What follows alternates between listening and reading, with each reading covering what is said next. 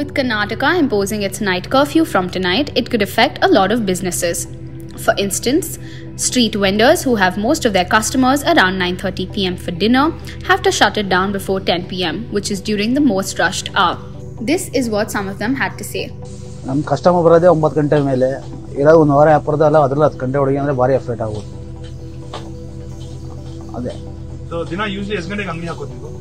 ದಿನ ಒಂದು 4 ಗಂಟೆ 5 ಗಂಟೆ ಮೇಲೆ ಹಾಕೋದು. 5 ಗಂಟೆ ಅಂದರೆ ಒಂದು 2 ಅವರ್ ವ್ಯಾಪಾರ ಆಗುತ್ತೆ. ಅದರಲ್ಲೇ 10 ಗಂಟೆ ಅಂದರೆ 9:30 ಕ್ಲೋಸ್ ಮಾಡಿಸ್ತಾರೆ. ತುಂಬ ಎಫೆಕ್ಟ್ ಆಗುತ್ತೆ.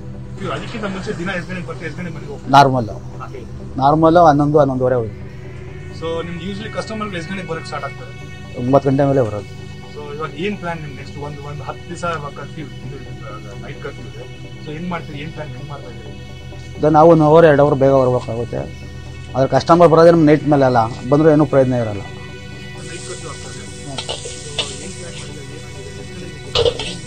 ಸರ್, ಇವಾಗ 2 ವರ್ಷದಿಂದ ಲಾಕ್ಡೌನಲ್ಲಿ ಬಂದ್ಬಿಟ್ಟು ಬಿಸ್ನೆಸ್ಸೇ ಇಲ್ಲ. ಅದರಿಂದ ಇವಾಗ ನಾವು ಬೆಳಿಗ್ಗೆ 12:30ಇಂದ ನೈಟು 11:30-12 ಗಂಟೆಗೆ ಹಾಕ್ಬೋದು.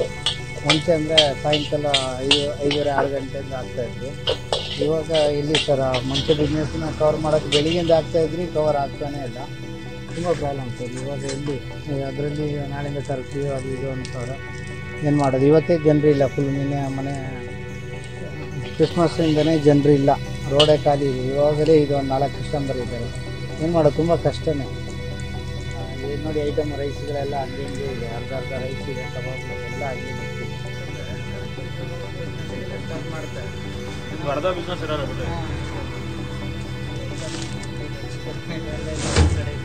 ಎಲ್ಲ ಪ್ಯಾಕ್ ಮಾಡಿದೆ, ಎಲ್ಲ ಚಿಕನ್ ಐಟಮ್ ನೋಡೋದು. ಇದೆಲ್ಲ ವೇಸ್ಟ್ ಅಣ್ಣ? ಇದೆಲ್ಲ ಇನ್ನೇನು ಮಾಡೋದಾಗುತ್ತೆ ಸರ್? ಇದೆಲ್ಲ ಇರೋದೇ ಇಲ್ಲ. ಇದು ಫ್ರಿಜ್ಜಲ್ಲಿ ಇಟ್ಟರು ಇರೋದು, ಚಿಕನ್ ಎಲ್ಲ ಅದು ಇಟ್ಟರೂ ಇರಲ್ಲ ಸರ್. ನಾವು